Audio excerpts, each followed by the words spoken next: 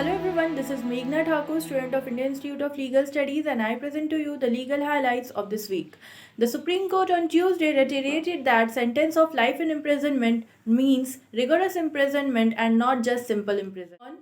The Supreme Court on Tuesday held that, as per Section 61, Clause 2 of the Insolvency and Bankruptcy Code, the NCLAT cannot condone a delay between 15 days in an appeal filed against a decision of the National Company Law Tribunal.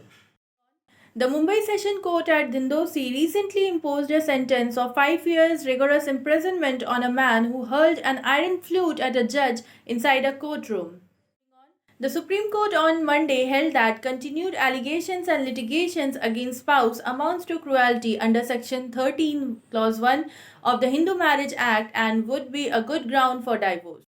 The central government is all set to introduce a new legislation on mediation in the upcoming winter session of the Parliament, Union Law Minister Kiran Rijiju mentioned on Saturday. Moving on, the Nagpur bench of the Bombay High Court has held that a remarried widow has all the rights to her deceased husband's property if she was not remarried when the husband was passed away. Moving on, the Supreme Court set aside a Karnataka High Court judgment that held that a divorced daughter would fall in the same class of an unmarried daughter or widowed daughter for the purpose of Karnataka Civil Services Rules 1996. Moving on, the Delhi High Court on Thursday in the case of Reena Chadda and others versus Government of NCT Delhi ruled that the parties do not have to be physically present for the registration of their marriage and that is sufficient that they are present through video conferencing mode and before the concerned subdivision magistrate.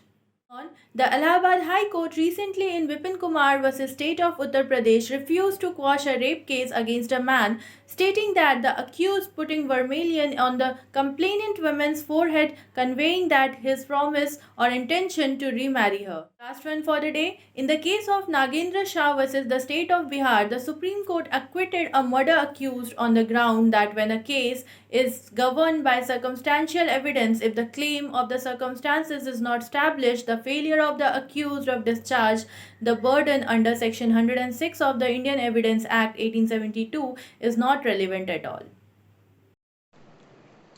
नमस्ते, ILS law times में आप सभी का स्वागत है। मैं शिवप्रदीप दास और मैं लेकर आया हूं इस हफ्ते की कुछ कानूनी खबरें। सुप्रीम कोर्ट ने मंगलवार को दोहराया कि आजीवन कारावास की सजा का मतलब कठोर कारावास है, ना कि साधारण कारावास। सुप्रीम कोर्ट ने मंगलवार को कहा कि दिवाला और दिवालियापन संहिता की धारा 61(2) के अनुसार एनक्लैट राष्ट्रीय कंपनी कानून न्यायाधिकरण के निर्णय के खिलाफ दायर अपील में 15 दिनों से अधिक की देरी को नजरअंदाज नहीं कर सकता। सुप्रीम कोर्ट ने सोमवार को माना कि पति के खिलाफ जारी आरोप और मुकदमेबाजी हिंदू विवाह अधिनियम की क्रूरता धारा 13(1)(a) के बराबर है और तलाक के लिए एक आधार होगा।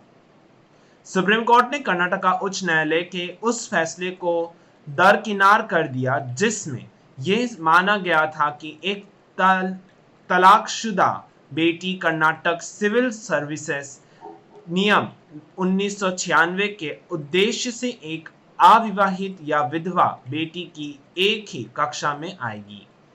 बॉम्बे उच्च न्यायालय की नागपुर खंडपीठ ने माना है कि पति के निधन पर दोबारा शादी नहीं हुई तो दोबारा शादी करने वाली विधवा को अपने मृत पति की संपत्ति पर अधिकार है। কোর্ট মঙ্গলবার পূর্ণব্যক্ত করেছে যে যাবজ্জীবন কারাদণ্ডের অর্থ হলো কঠিন কারাদণ্ড, সাধারণ কারাদণ্ড নয়।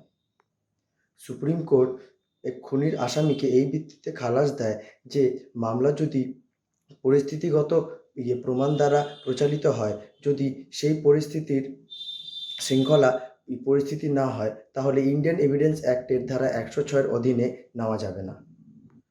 সোমবার সুপ্রিম কোর্ট বলেছে যে স্বামী স্ত্রীর বিরুদ্ধে অব্যাহত অভিযোগ নিষ্ঠুরতার সমান, এটা দিয়ে বিবাহ বিচ্ছেদ হতে পারে। সেশন কোর্ট সম্প্রতি আদালতের ভেতরে বিচারকের কাছে লোহার বাসি নিরপেক্ষারী ব্যক্তিকে 5 বছরের সশ্রম কারাদণ্ড দেয় আদালত। বম্বে হাইকোর্টের নাগপুর বেঞ্চ বলেছে যে একটি বিবাহিত বিধবার তার মৃত স্বামীর সম্পত্তির উপরে অধিকার আছে।